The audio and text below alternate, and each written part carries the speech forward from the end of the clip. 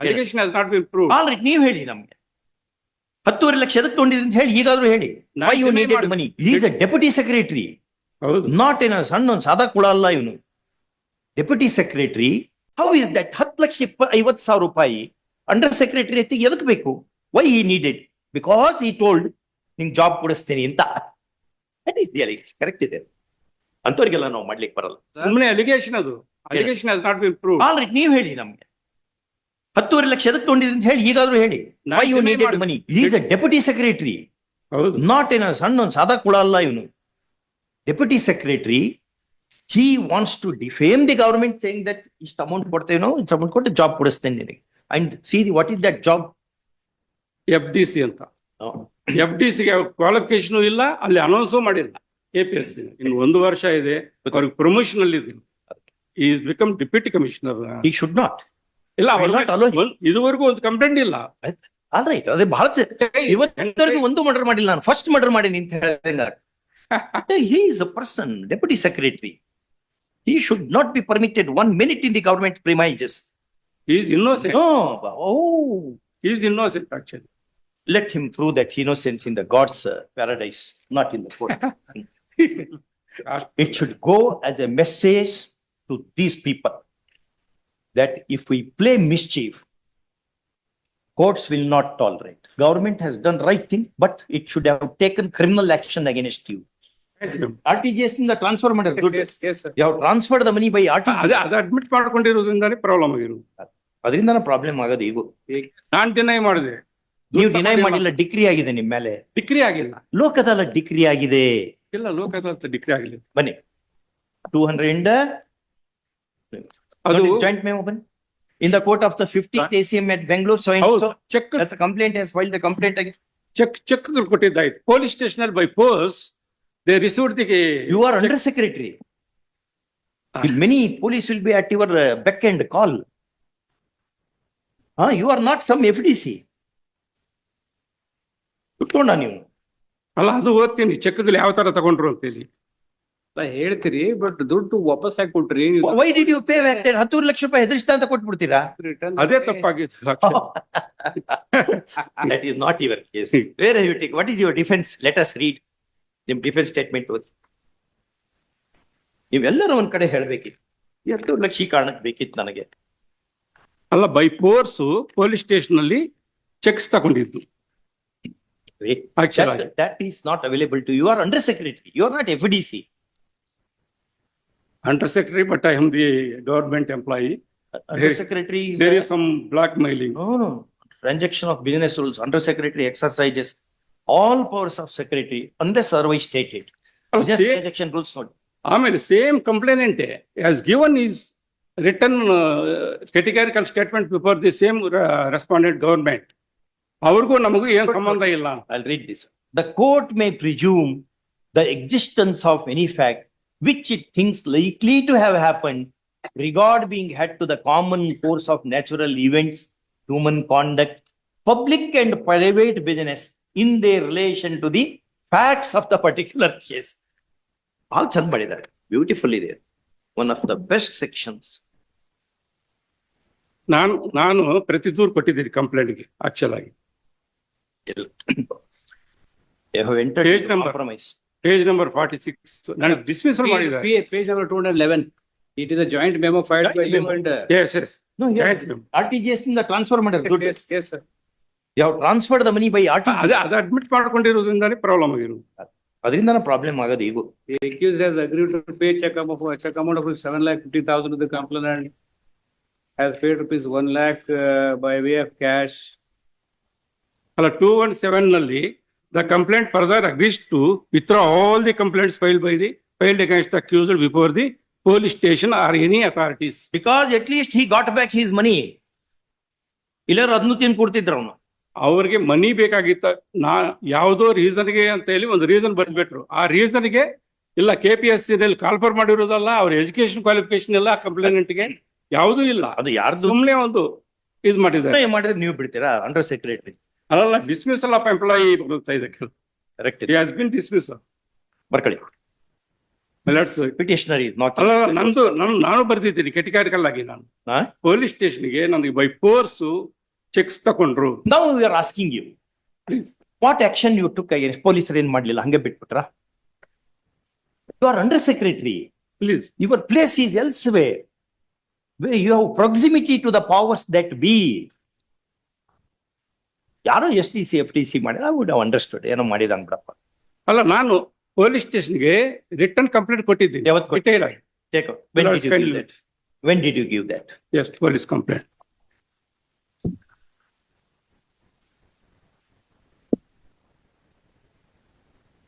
Show them.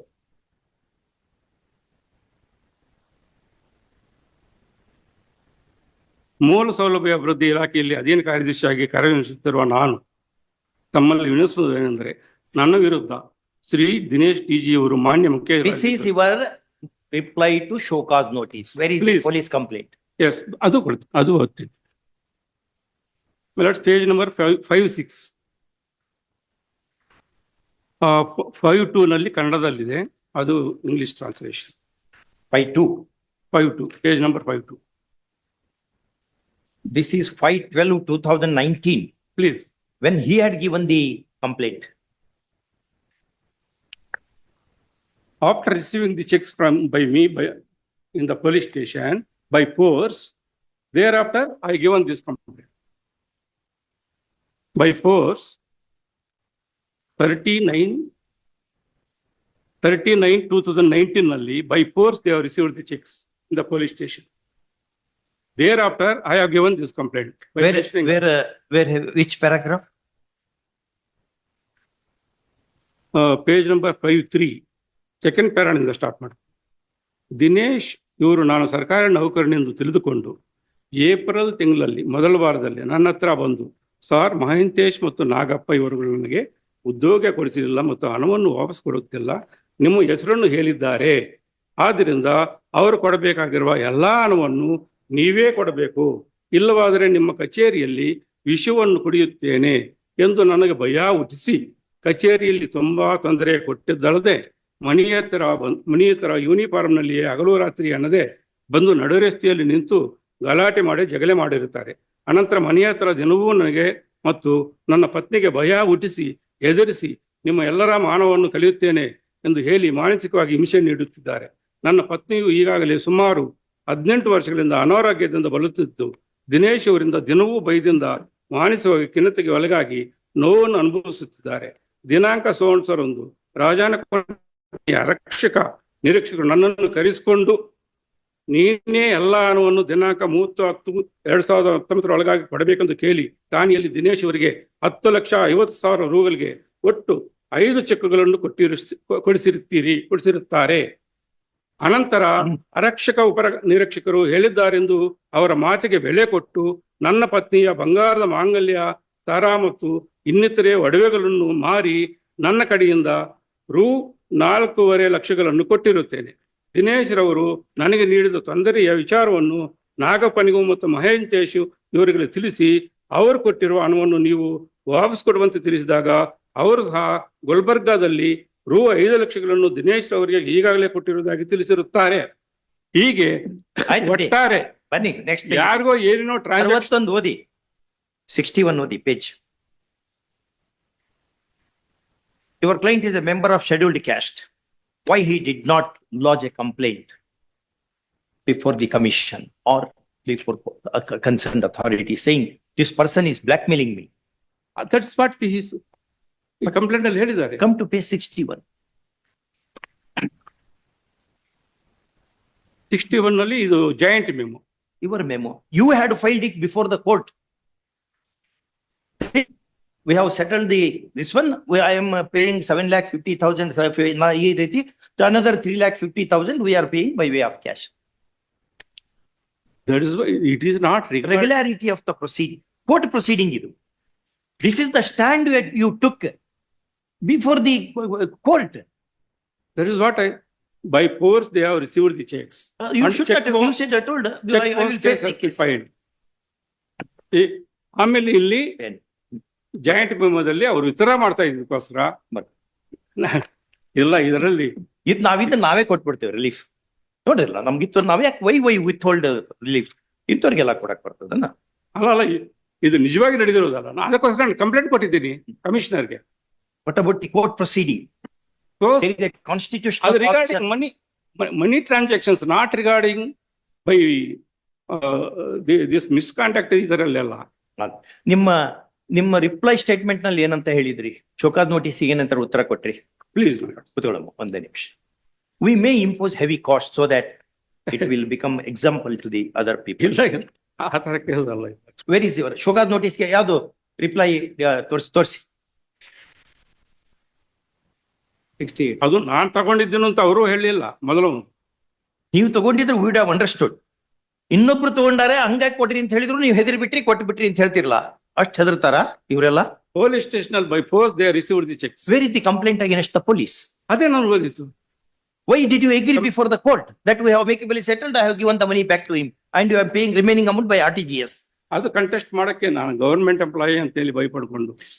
Finding of the enquiry officer can be noticed at page 83, my lord. Finding of the enquiry officer. The pages may not match the internal page number money 5. Transactions prove ಆಗಿದೆ. And the finding of the tribunal is he did not lead any evidence. At all. He only submitted written statement. Page, not the ಅಲ್ಲ ನಾನು internal page number 5, which is the next document, my lord, annexure A18. He is a deputy secretary, not even under secretary. ಹೌದೌದು. Page 111, sir. ಅಲ್ಲ ಅವ್ರ schedule caste ಅಂತ ಹೇಳಿ ಅವ್ರಿಗೆ promotion Protection ಇದೆ. Why we are seeing what is happening outside. You would have taken the matter to the commission. He is harassed. It falls under section 3 also. Because amount is also property. You would have taken the matter to the police, the concerned commission. He is a deputy secretary, ಹೌದು. not in a ಸಣ್ಣ ಸಾದಾ ಕೂಡ ಅಲ್ಲ ಇವನು. Deputy secretary, he wants to defame the government saying that ಇಷ್ಟು amount ಕೊಡ್ತೇನೋ, ಇಷ್ಟು amount ಕೊಟ್ಟು job ಕೊಡಿಸ್ತೇನೆ ನಿನಗೆ. And see what is that job? FDC ಅಂತ. FDC ಗೆ ಕ್ವಾಲಿಫಿಕೇಶನ್ ಇಲ್ಲ, ಅಲ್ಲಿ ಅನೌನ್ಸು ಮಾಡಿಲ್ಲ KPSC. ಅದು ಬೇಸಿಸೇ ಇಲ್ಲ ಅದಕ್ಕೆ. ಅದು best ಸುಮ್ಮನೆ ಒಂದು ಬರೆದು ಬಿಟ್ಟಿದ್ದಾರೆ. ಈಗ A7 ನಲ್ಲಿ ನಾನು ಕಂಪ್ಲೇಂಟ್ ನಲ್ಲಿ ಎಲ್ಲ ಹೇಳಿದ್ದೀನಿ ಪೊಲೀಸ್ಗೆ. ಪೊಲೀಸ್ ಕಂಪ್ಲೇಂಟ್ ನಲ್ಲಿ ಎಲ್ಲ ಬರೆದಿದ್ದೀನಿ. ಬರ್ಕೊಳ್ಳಿ. Petitioner is knocking ಅಲ್ಲ. at the doors of Writ Court for ಅಲ್ಲ appealing the ಜಡ್ಜ್ಮೆಂಟ್ order. ತರಿಸ್ತೀನಿ ಸ್ವಲ್ಪ. ಯಾಕೆ ಅವ್ರ ಪನಿಷ್ ಇನ್ನು 1 ವರ್ಷ ಇದೆ, ಅವ್ರಿಗೆ ಪ್ರಮೋಷನ್ ಅಲ್ಲಿ ಇದ್ರು. Is become deputy commissioner. He should not. ಇಲ್ಲ will not allow him. ಇದುವರೆಗೂ ಒಂದು ಕಂಪ್ಲೇಂಟ್ ಇಲ್ಲ. All right. ಅದೇ ಬಹಳ ಇವತ್ತವರೆಗೂ ಒಂದು ಮರ್ಡರ್ ಮಾಡಿಲ್ಲ. ನಾನು ಫಸ್ಟ್ ಮರ್ಡರ್ ಮಾಡೀನಿ ಅಂತ ಹೇಳಿದಂಗ. He is a person, deputy secretary. He should not be permitted 1 minute in the government premises. Yes. Yes, he cannot be. He will ಯಾವ್ದೋ ruin the property. He will ruin the society and he will ruin other employees. ಅವ್ರಿಗೆ ಅಂತಾರೆ ನೋಡಲ್ಲಿ ದುಡ್ಡು ತಗೊಂಡು ಮಾಡ್ಕೊಂಡಿದ್ದಲ್ಲ, ಮತ್ತೆ ನಮ್ ಬಗ್ಗೆ ಏನ್ ಮಾತಾಡ್ಕೊಳ್ತಾರ ಜನ ನಾಳೆ. ಇಲ್ಲ ಇಲ್ಲ ನಾವು ಇಲ್ಲ ಅಂದ್ರೆ ಎಲ್ಲರಿಗೂ ಗೊತ್ತು ಇದು ಪ್ರೈವೇಟ್ ಟ್ರಾನ್ಸಾಕ್ಷನ್ಸ್ ಅಂತ. ಎಲ್ಲರಿಗೂ ಗೊತ್ತಿದ್ಕೊಂಡು ಮಾಡ್ಯಾರ. ಟ್ರೈಬ್ನಲ್ ಸುಳ್ಳು ಯಾಕೆ ಹೇಳ್ತದೆ, ಮತ್ತೆ ನೀವು ಗೌರ್ಮೆಂಟ್ ಯಾಕೆ ಸುಳ್ಳು ಹೇಳ್ತದೆ ನಿಮ್ಮ ಮೇಲೆ? ಟ್ರಿಬ್ಯುನಲ್ ನವರು ಕೂಡ ಅವರವರು ಮನಿ ಟ್ರಾನ್ಸಾಕ್ಷನ್ ನಡೆದಿರೋದು ಪ್ರೂವ್ ಆಗಿದೆ ಅಂತಾನೆ ಟೇಕಂದಿ. dismissed with a cost of rupees 50,000. ಇಲ್ಲ ಇಲ್ಲ ಕಾಸ್ಟ್ ತೆಗೆದ್ಬಿಡಿ ಪಾಪ ಅವರು. Yes, what? I'll read that judgment. ಕಳಿಸಿ. No, he is a deputy secretary. Why tribunal did not impose cost on him? Why it did not impose cost on him? It is not. He is not Sada Kulala, deputy secretary of the government. Do you know the status of deputy commissioner, the secretary in the hierarchy of the governmental offices? Transaction of business rules noting illani.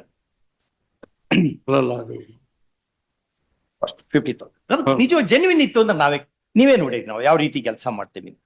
ಇಂಥವ್ರಿಗೆಲ್ಲ ಕೊಟ್ರೆ ಹೆಂಗೆ ಮುಂದೆ? ಇವ್ರದ್ದು ಇಷ್ಟಕ್ಕೆ ಯಾಕೆ ಬಿಟ್ರಿ ನೀವು? ಮುಂದೆ ಅವ್ರ ಮೇಲೆ ಕ್ರಿಮಿನಲ್ ಗೇಮ್ ಮಾಡ್ಲಿಲ್ವಾ? Further, nothing. ಯಾಕೆ ಮಾಡ್ಲಿಲ್ಲ? ಇದಿಷ್ಟೇ ಮಾಡ್ಕೈ ಬಿಟ್ಬಿಡು. ಬೇರೆದಾಗಿದ್ರೆ ಏನ್ ಮಾಡ್ತಿದ್ರಿ? It is against conduct rules ಅಲ್ವಾ? ಕಾಂಡಕ್ಟ್ ರೂಲ್ಸ್ ಅಷ್ಟೇ ಏನು, PC Act ನಲ್ಲಿ ಸಹಿತ ಬಂದು ಹೋಗ್ತದೆ ಅದು. It comes in PC Act 2012 Supreme Court. ಅದು ಯಾರೋ ಏನಂತ ಒಂದು 500 ರೂಪಾಯಿ ತಗೊಂಡಿರ್ತಾನೆ, 5,000 ರೂಪಾಯಿ ತಗೊಂಡಿರ್ತಾನೆ, ಅವ್ನಿಗೆ ಹಾಗೆ ಪ್ರಾಸಿಕ್ಯೂಷನ್ ಮಾಡಿ ಅಲ್ಲಿ ಮಾಡಿ ಇದನ್ನ ಮಾಡಿ 10 ಲಕ್ಷ ರೂಪಾಯಿ ತಗೊಂಡಾನೆ. Admitted before the court and he settles the money back. He is a deputy secretary and you just simply say send him home. ಇಲ್ಲ ಇದೆಲ್ಲ ಪ್ರೂಫ್ ಆಫೀಸಿನಲ್ಲಿ ತಗೊಂಡಿದ್ದೀನಿ, ಔಟ್ಸೈಡ್ ಟ್ರಾನ್ಸಾಕ್ಷನ್ಸ್ ಇದೆಲ್ಲ. Swami, how we deal with the matter? How we deal with the matter? Direct jurisdiction is not for such people. Dr. Ambedkar ji ಏನ್ ಹೇಳ್ಯಾರ ನೋಡಿ, 3 ವರ್ಷ ಆದ್ಮೇಲೆ ಕೊಟ್ಟಿದ್ದಾರೆ complaint. ಬಾಬಾ ಸಾಹೇಬ್ರು ಕೆಟ್ಟ ಶಬ್ದ ಉಪೇಕ್ಷಾರ ಆಕ್ಚುಲಿ ಅದನ್ನ ಹೇಳ್ತಾ ಇಲ್ಲ ನಾನು. ಅವ್ರ ಮುಂದೆ ಬಂದ್ಕೊಂಡು ಡಿಸ್ಕಷನ್ ನಲ್ಲಿ ಮಿಸ್ಟರ್ ಶಾ ಅನ್ನೋರು ಬಗ್ಗೆ ಈ ರಿಟ್ ಪವರ್ಸ್ ನೀವು ಇಷ್ಟೆಲ್ಲ ಕೊಟ್ರೆ ಅಬ್ಯೂಸ್ ಆಗಲ್ವಾ? ಆಗಲ್ಲ. ಯಾಕಂದ್ರೆ ನಮ್ಮ ಜಡ್ಜ್ಗಳು ಕೆಟ್ಟ ಜನರಿಗೆ ಇದನ್ನ ಎಕ್ಸರ್ಸೈಸ್ ಮಾಡಲ್ಲ ಅವ್ರ ಪರವಾಗಿ ಅಂತ ಅವ್ರು ಶಬ್ದ ಹೇಳ್ಯಾರ. ಆಕ್ಚುಲಿ ಅವ್ರಿಗೆ ಗೊತ್ತಿತ್ತು ಅಬ್ಯೂಸ್ ಆಗ್ಬಾರ್ದು ಅಂತ. Therefore he gave so much power to the writ courts.